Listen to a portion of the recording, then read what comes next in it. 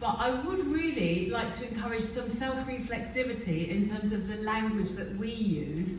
If I can say we as a, don't even know what we'd call ourselves, but a broad, collection of radical feminists, lesbians, gay men, gender critical, whoever, because I did notice, and so I guess this question goes to all the panel, in terms of the presentations, which I thought were brilliant, all of them, I noticed language such as gender identity extremists, and this is something I see a lot.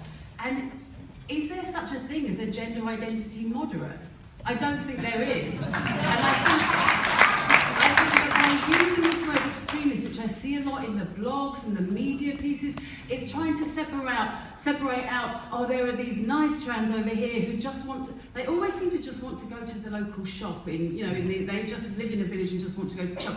They still want to do that with everyone pretending that they're women. So I think this use of the word extremist is one of these weasel words to be very careful of. And if we say gender identity extremist, we're implying that there isn't a position where a man can pretend he's a woman, and that is not a thoroughly extreme position. So I just want to be careful.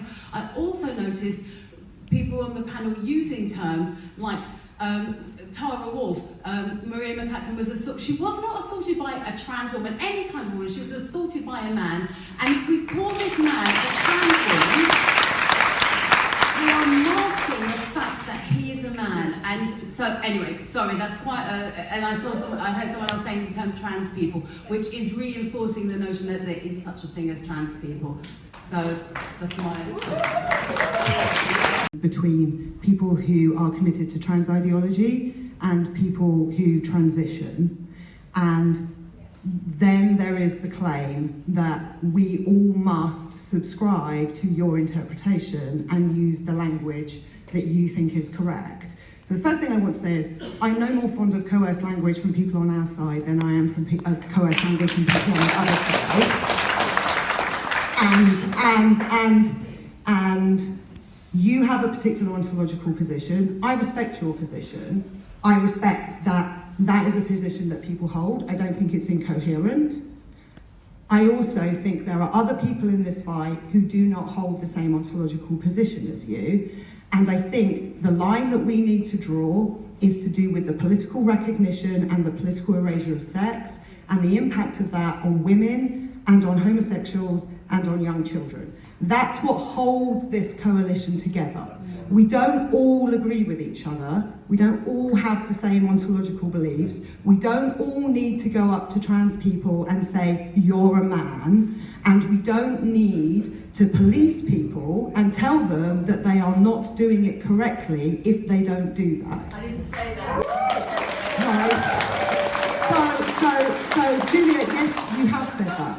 I want to go on the panel, I agree with this, but don't put words in my mouth. Okay, so what are you saying? Suggesting that it's important to use reflexivity in terms of the implications of language. And are you suggesting that those of us who don't hold the same position are not reflective? That we have not considered the ontology? I'm suggesting that use of certain language has implications. Sure, it does. I agree with you. It does, and some of us have considered it and come to a different decision.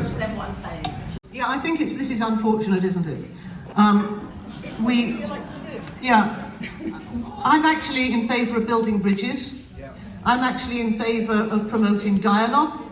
And I would like to remind everybody that LGB Alliance was founded after a very, very long period of trying to establish dialogue with Stonewall. It was that lack of dialogue that meant that we felt we had to start LGB Alliance.